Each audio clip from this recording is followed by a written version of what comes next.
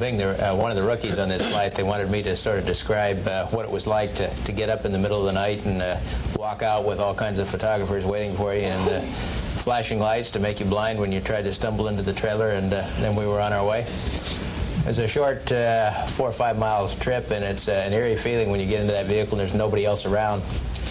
Main engine ignition lasts for about 6 seconds. You can feel the vibration in the vehicle. Fortunately, we couldn't see all the smoke and steam and fire coming out the back end. Gimbal the engines just before takeoff after they're lit, and when you lift off, you'll be able to see the shock waves in the main engines. T0, the hold-down bolts are blown, and the SRB's light, and we're on our way.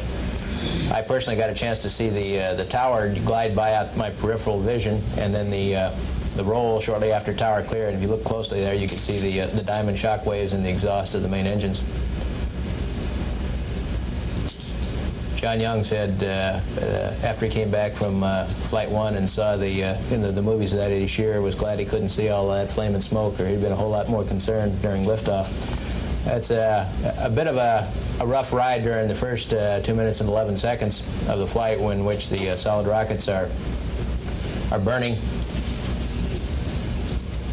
We're about to go supersonic. If you look closely, you can see the shock waves forming on both the SRB and the orbiter itself. This is the first time, to my knowledge, that the shock waves have engulfed the whole back of the orbiter itself. They go all the way from the cockpit all the way back to the tail.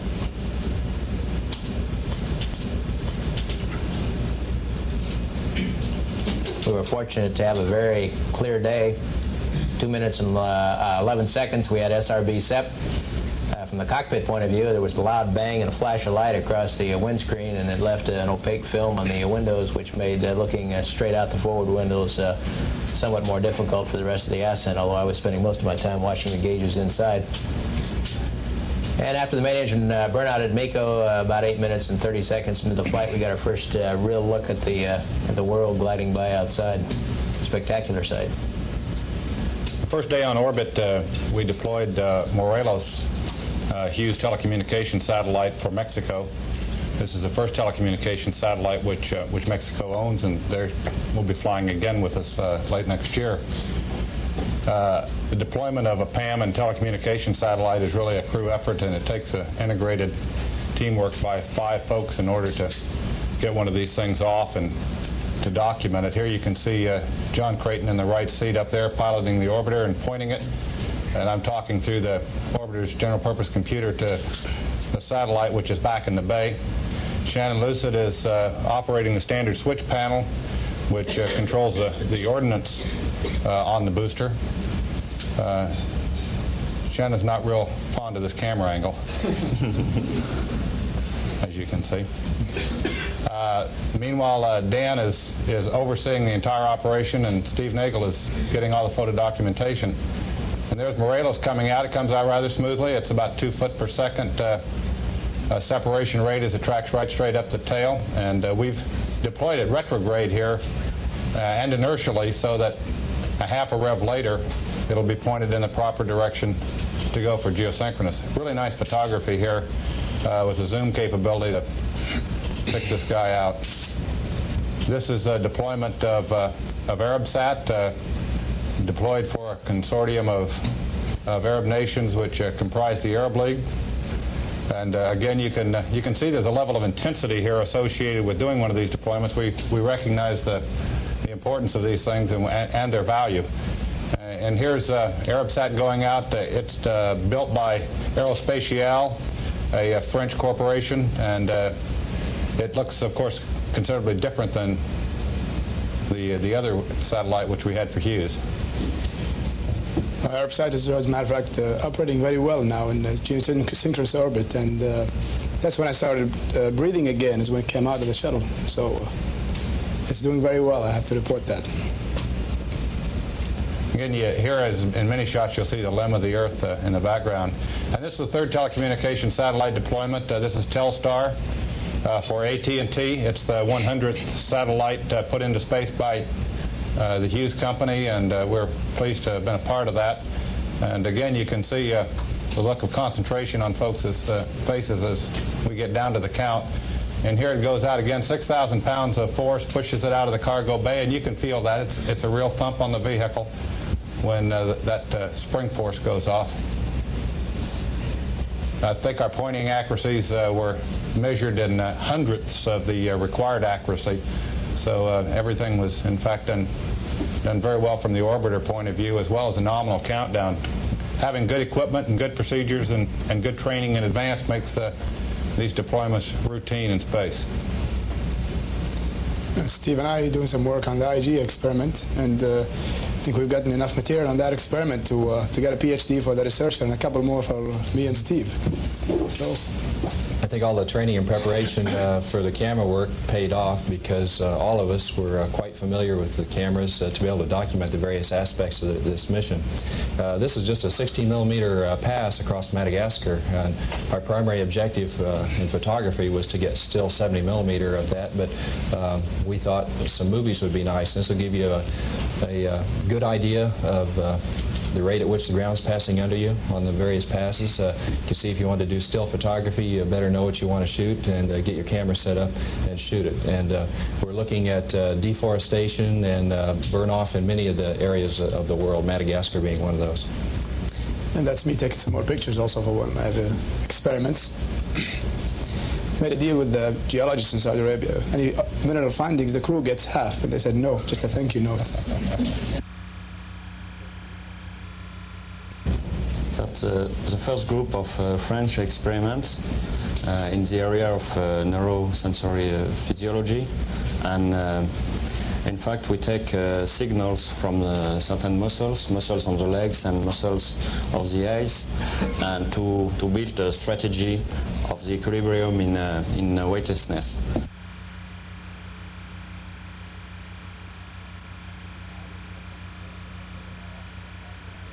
I was fixing dinner one day, and I asked Patrick, Patrick, you hungry? Well, would you like dinner anyway? Would you like coffee with your dinner, Patrick? How about some milk? Lemonade, maybe? How about some wine with dinner?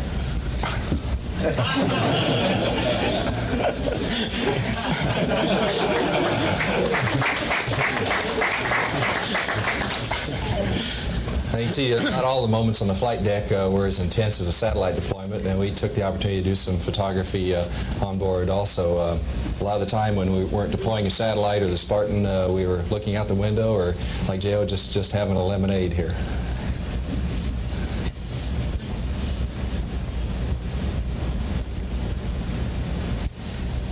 Okay.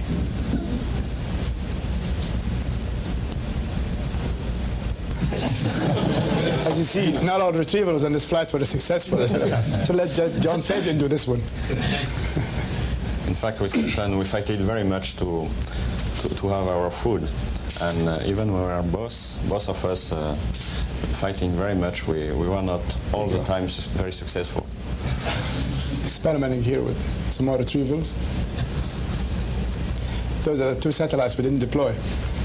The food service system on the shuttle works really nicely, and of course we eat a lot of rehydratable food, which is a byproduct of the backpacking industry in this country.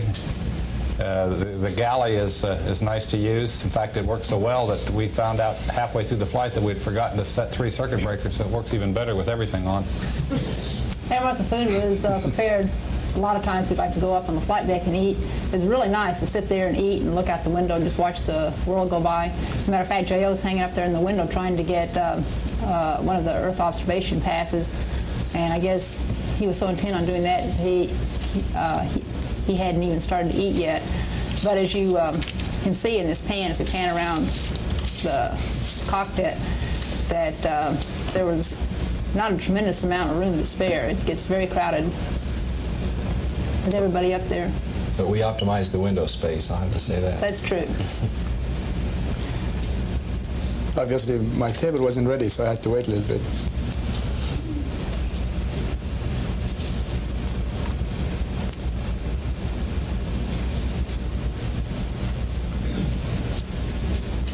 But the food was really good, and I think mealtime was one of the high points of the day. That's a posture experiment, and about the French experiment, I must tell you that in fact all the crew was participating. because, as you see, it takes a bit of room in the middeck. And to help me, all the crew tried to not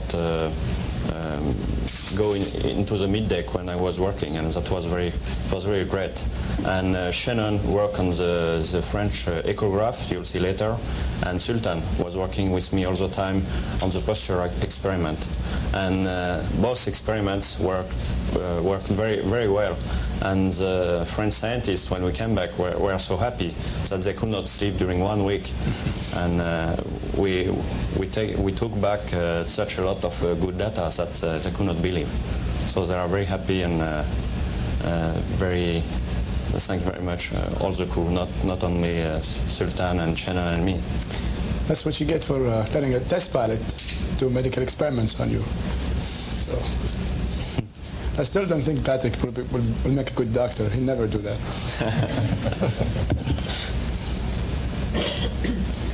Well, J.O. and I were the deployment team for deploying Spartan. J.O. was flying the orbiter, and I was flying the arm. And here you see a shot of the arm coming down over the grapple fixture on the Spartan that's in the bay. And then we grappled it, and then we released the Spartan, and we were sort of surprised it sort of rose up on the in the rim there.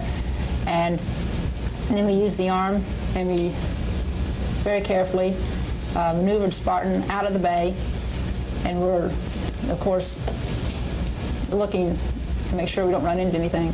And then we take Spartan up and then point it in the correct attitude before we released it.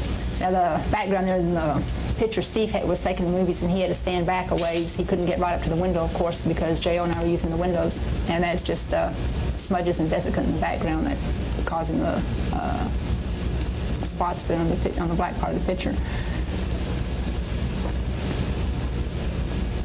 But the arm worked as advertised. It's really a very versatile piece of machinery.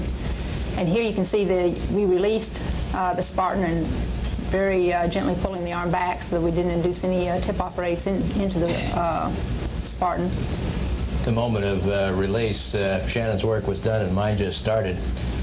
We trained for a variety of tip-off rates, but fortunately the Spartan was rock solid. And shortly after we released it, the Spartan went through a programmed rotation maneuver. First rotated one direction about 45 degrees and stopped, and then rotated back. And it had to go through these motions before we were certain that the Spartan was really going to work. And once it did, then we were given a go to separate from the Spartan. And we did. Had it not gone through these rotations, then Shannon would re-grappled it with the arm, and we would have put it back in the payload bay. And we separated it at approximately 1 foot per second out to about 800-900 feet, and then we did a second separation maneuver in a retrograde fashion to separate out to about 100 miles from the Spartan over a 2-day period, and then to return and get it on the rendezvous. And there you can see the Spartan was approximately 400 feet below us there as we were passing over Ecuador. That's certainly the most beautiful time during the flight when you look at the window, the Earth and space. I was amazed how far away you could see the Spartan. We tracked it with our eyes quite a ways out, and then on the rendezvous 2 days later when we were coming up on it, we first got a visual observation of the Spartan about 36 miles away.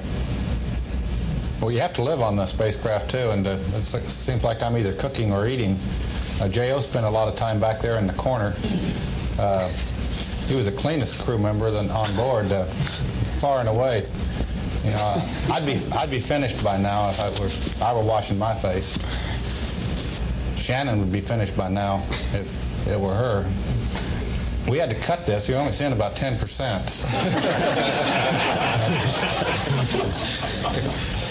That's when I did my famous 1,500 miles all in one shot. You get tired running 1,500 miles. Took about 5 minutes.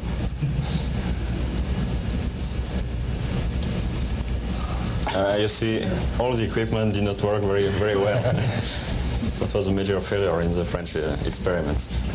People often ask how you sleep and where you sleep, so we decided to document this. And you'll see that Dan and J.O. chose to sleep on the flight deck in their seats with the black sleep goggles on. And and the position of the arms is simply where they go when all the muscles relax.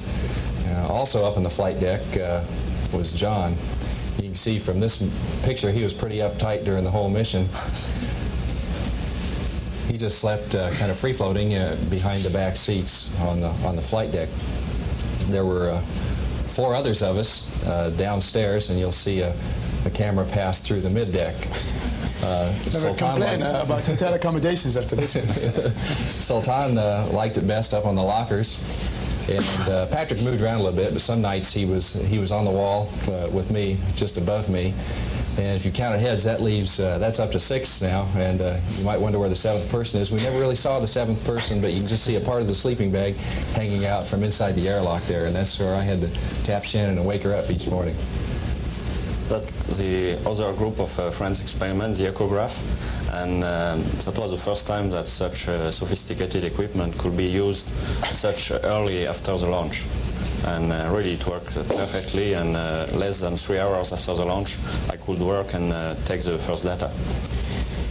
Still haven't figured out what I'm doing there, but it's one of my experiments, the phase separation experiment. And I have to report also, like Patrick did, all the data we came back with came out really great.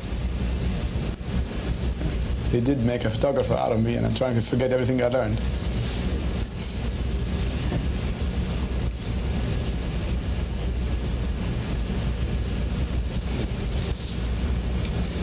We participated in an experiment, a tracking experiment of the orbiter called the HPTE, or High Precision Tracking Experiment. And on the second attempt, as we pointed the side hatch window with a small reflector mounted in it at the island of Maui, Hawaii, we spotted a very low-powered laser which was blinking on and off. This is a view from one of the payload bay cameras, and the iris of the camera was responding to the different intensities of light. So to the naked eye, it didn't look quite as dramatic as it does in these photos, but it did demonstrate a capability of not only the ground to track the orbiter, but the orbiter to precisely point any portion of it at a point on the ground also. Well, after a day and a half of letting Spartan fly on its own and get its data, it was time to turn around and come back. And here we're already closing in on it on the V-bar, which we're at about 200 feet, and he's zooming in a little bit here. But the whole rendezvous went very smoothly. We had a little bit of a eye-opener at one of our burns where we had 2 jets fail, but we had practiced those in simulations so often that we went right through that with no problem. We closed in on it. Here you can see the sun setting in the background. We still don't have the explanation as to why, but Spartan did not end up in the exact attitude we expected it, so we had to do a little real-time planning up there into how we anticipated grabbing a hold of it. And essentially what we did was fly it a little bit forward in the payload bay and a little bit lower, and then John could, by moving the arm, could reach around behind it. And here you see the view from the end of the robot arm, the TV camera sitting out on the end effector, as we call it, and the grapple target right there in front of you. Dan provided, as you can tell here, a very stable platform from which to operate the robot arm, and it's a very capable system. And this, I think, indicates that things don't have to be perfect in order to use this mechanism. And we were obviously overjoyed when we finally picked it up. John let out a war whoop that about scared us all to death when he grabbed it. And here you see it sitting on the arm. We kept it out there for a little bit until the sun came up so we could get some photographs of Spartan and document its condition prior to putting it into the bay. And at that time, it was time to sneak it down into the latches, and the arm did its job again here very well. It's quite a high-precision device, and one which we are going to continue to use very successfully with the shuttle program. I think that the really unique things about the shuttle program are the capabilities not only to put things into space, but also to bring them back to Earth. The arm is an integral part of that, as well as the capability to repair satellites in space. You can see the capability to maneuver very accurately and precisely with the arm is important to us. Well, unfortunately, like just about everything in life, all good things have to come to an end sometime. And after we deployed the satellites and got Spartan out and back, it was time to get ready to come back home. Here you see us on deorbit morning. Actually, we were very organized and everything went really smooth. It might not look quite that way, but everything had a place, and we had everything in the proper place. We have to put the seats back in, and then we had to put all the dirty clothes. Those were in those mesh bags, and stow them away so they wouldn't hit anybody as we came back in. And the other brown bags floating up there were the helmet bags, and we're putting them by the seats so that everybody would have their own helmets to put back on. Re-entry is not quite as spectacular as launch, but when you are coming through the air at around Mach 20 to 22 and you start getting the rosy glow, it's really spectacular. John was also taking some pictures looking out the back, and maybe he can describe to you what he's seeing. This is looking out the overhead window, and the tail of the vehicle is not in sight. What you're seeing here is simply the interaction of shock waves around the vehicle converging up over the top of the spacecraft and making that very intense picture. And then back to the glow on the windows. It's very intense heat outside the glass.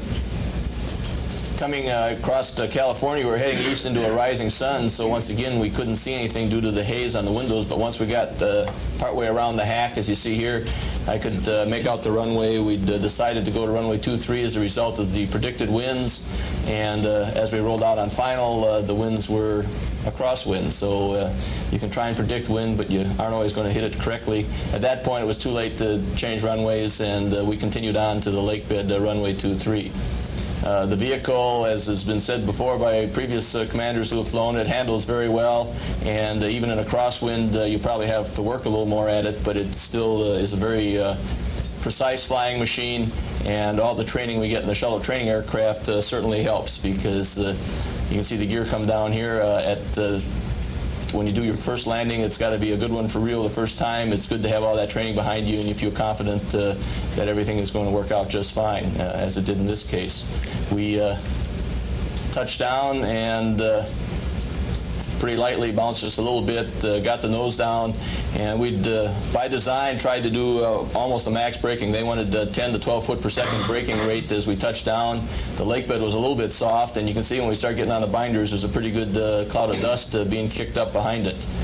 We, I guess, have the record now for the shortest stop from wheels down to stop was 7,400 feet, and the braking profile was right on what they expected. It varied between 10 and 12 foot per second almost all the way to touchdown. I mean, all the way to stop.